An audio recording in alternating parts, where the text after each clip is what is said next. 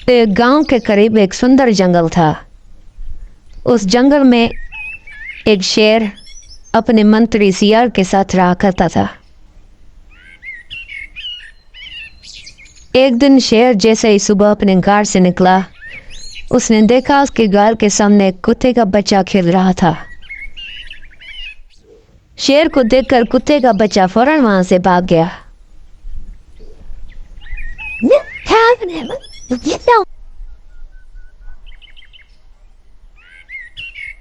शेर अपने मंत्री सियार के साथ शिकार पर निकल गया, लेकिन उसे जंगल में कोई भी शिकार नहीं मिला। अगले दिन फिर से जैसे ही शेर अपने गार से निकला, उसने फिर से कुत्ते के बच्चे को खेलते हुए देख लिया। कुत्ते के बच्चे ने शेर को देखकर फिर से दौड़ लगाई और शेर सियार के साथ फिर से शिकार पर निकल गया, लेकिन दूसरे दिन भी उसे कोई शिकार न मिल सका। सियार और शेर को सारी रात भूखा ही सोना पड़ा। अगले दिन फिर से शेर और सियार जब गार से बाहर निकले तो कुत्ते का बच्चा वहीं खेल रहा था। तब सियार ने उसके पास जाकर उसको पकड़ दिया और आकर शेर के सामने रख दिया।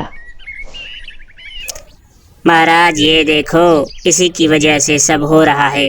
इसी की मनहूसियत है जो हम शिकार नहीं कर पा रहे। सुबह सवेरे हमें इसी का मुंह देखना पड़ता था, इसलिए हम भूखे सोते थे। अब इसका ही शिकार करना पड़ेगा।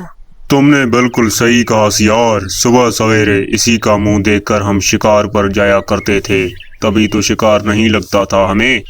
यही मनहूस है, अब इसी का शिकार करना होगा। महाराज, आपका जो शिकार नहीं हो रहा उसके पीछे मैं नहीं बल्कि आपका ये सियार है। वो इसलिए कि आप जब गार में सबसे पहले उठते हैं तो आप इसी का मुंह देखते हैं। तो अब मनहूस कौन हुआ, मैं या ये सियार?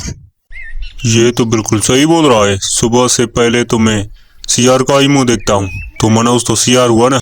यह बातें सुनकर सियार की हवा निकल गई और वो वहां से भाग गया और इसी तरह कुत्ते के बच्चे की जान बच गई।